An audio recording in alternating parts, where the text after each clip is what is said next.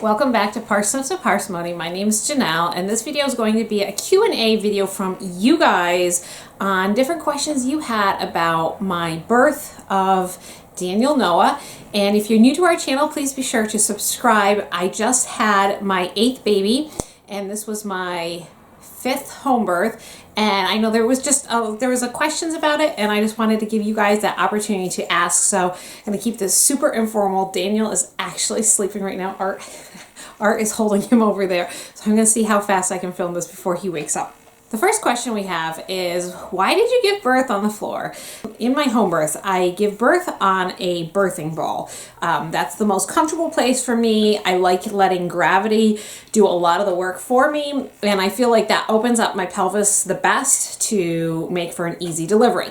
However, baby Daniel had some issues with some heart decelerations. It seemed to be aggravated by being on my hands and knees leaning up against the birthing ball. So we ended up moving rather quickly to my back, which did help a lot, and he stopped having the decelerations a lot. But unfortunately, I didn't have the mental awareness to actually be like, hey, instead of rolling on the floor, why don't I hop in my bed? That thought never crossed my mind. Someone else asked, what was the first thing I thought when I saw his face after he was born? I have to say, I was in so much pain, and a lot of the video, because I ended up pushing so long, I cut out a lot of that pushing part.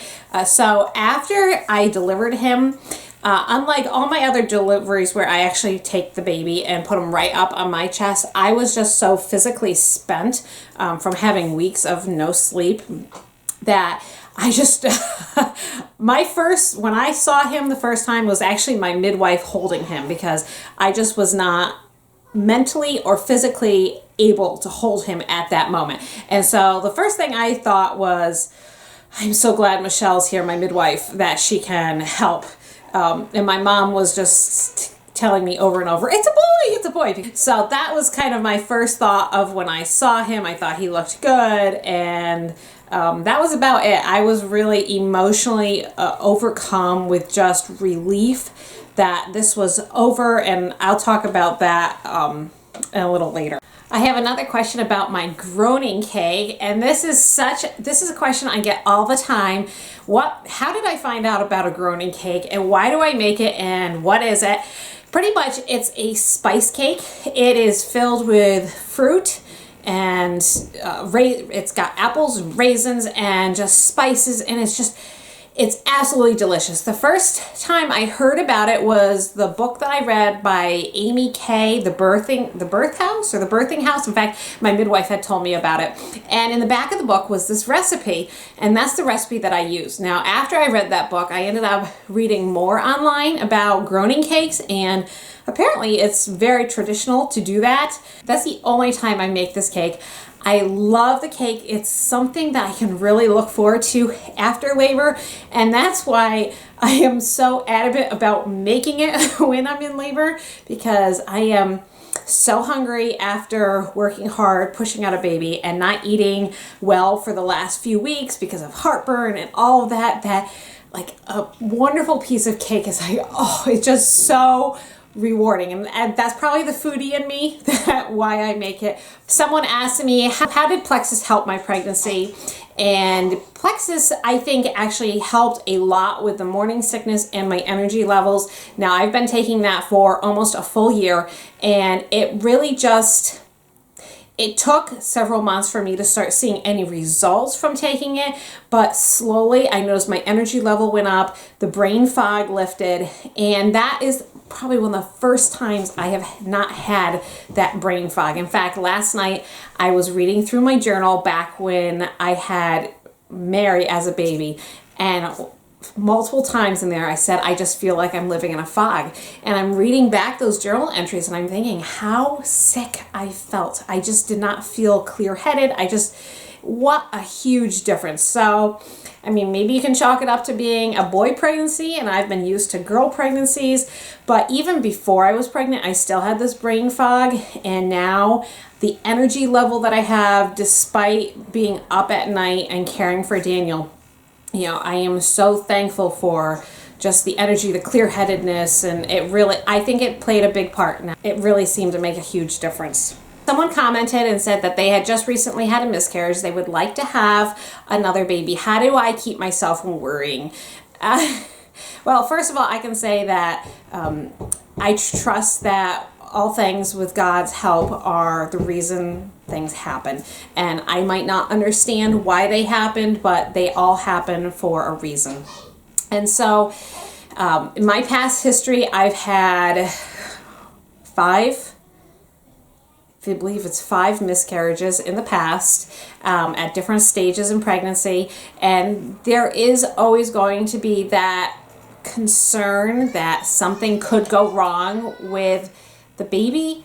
But again, I believe that if I'm taking care of myself and doing everything that I can humanly possibly to stay healthy and take care of the baby, that I leave the rest up to God. And it's not easy to do that because considering some of my different miscarriages, it's very difficult because you're always wondering, am I going to make it to term? Or am I going to lose this baby at full term? Is it going to have a cortex? I mean, there's always those concerns that you can have. Lindsay asked, how do I handle the noises from labor and delivery and what effect that has on some of the other children? And I don't know. They never seem to be bothered by it. Charity was in the room when I delivered. The boys were downstairs with Grandpa, and the smaller children were actually sleeping already. So I don't think it's any of the noises that I'm making surprises them because, first of all, they've watched my my different birth vlogs from Grace, from Lillian. And then one of their favorite shows to watch on Amazon Prime is I think it's called Tales of the Crib, and they're pretty much unsuspecting delivery stories or shocking, outrageous stories of birth, and some of them happen in the car, and they're very realistic with the moaning and the groaning, and the girls just eat that up. So I think they're a product of their mother. They like the medical aspect of birth and everything that goes on with that, so it doesn't seem to bother them. I do think it probably affected Charity a little bit because my other birth videos that I've done have been very short and sweet. Like, as soon as my water breaks, I push that baby out within 10 minutes and the labor's done and over with. And in this case with baby Daniel, my water broke and I'm pushing, and this time we had the heart decelerations and things like that. And so it took a lot longer. The pushing was well over 45 minutes. So I think that may have affected Charity a little bit because she was wondering like what's going on and things like that.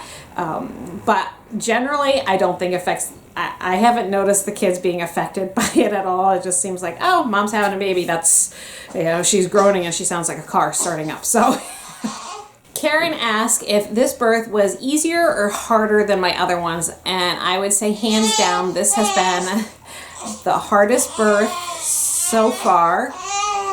My first birth with Charity was longer, but she was smaller. And so I was just like, that first time mom, this is just the process that happens.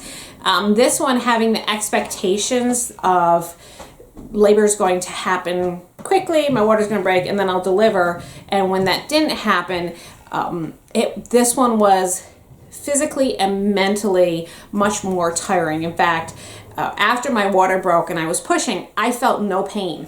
There was no pain. It was just pure physical exertion. I told Art it was like when you go to shovel snow and it's that heavy, wet snow that weighs like 20 pounds when you try to lift it. And it's just pure physical exertion. And that's what I felt like. I was like trying so hard to push this big kid out. And it just was physically exerting. So in that aspect, I think that was harder. And the mental aspect of him having just the heart decelerations, that was obviously weighing on my mind, thinking about it. And something that I don't really think I ever mentioned in any of our vlogs, because I really don't believe in premonition or anything like that. But I had this feeling for the last couple months of my pregnancy that I was going to need a lot of support. This was going to be really difficult to deal with. And that almost attributed to a fear going into my labor. And I think that's why normally I embrace the whole birthing experience, and this time I think I left the clip in there where I was actually crying. I am not a crier, particularly in my births. I usually just, power through it and I'm good to go. And this time there was this fear, like this feeling that it was going to be hard and I needed that help. So I don't know if that answers that question, but this one was definitely more difficult than some of my other ones. Debbie asked, did I need any stitches? No, my midwife is fabulous with that aspect, and she made sure that she did everything in her power to make sure that I did not tear. I do think I may have had some, one of my midwives from one of the other births used to call them skid marks, just where it's not really tearing, it's almost like an abrasion, as they're coming out. I do think I had a little bit of that, but nothing that required stitches. I only say that because that's what it felt like, but I don't know. She didn't see anything, and which is amazing considering the size of his head, and the fact that he was malpositioned. It was amazing that I did not tear, and I give all credit to my midwife for her skillfulness in preventing me from having to tear or having episiotomy or anything like that. Nat asked, would I be afraid of calling 911 in labor? Well, I personally wouldn't be the one calling 911. Art and I have definitely called our fair share of 911 calls in our life. In fact, Art, have we called 911, 23, 24? I think we're at 23. 23 different times, just between traveling and different circumstances, whether it be a motor vehicle accident or something that looks suspicious. We have called 911 more than once. And I used to live next door to a bar. And Art used to live next door to a bar. So you had bar fights, you called 911 then. So would we be afraid of calling 911? No. Usually I call the crew, or I text somebody within the agency and I say, hey, I'm going into labor. Just want to give you guys a heads up. Just because I want them to know, I might need you for a transport. That always could possibly happen.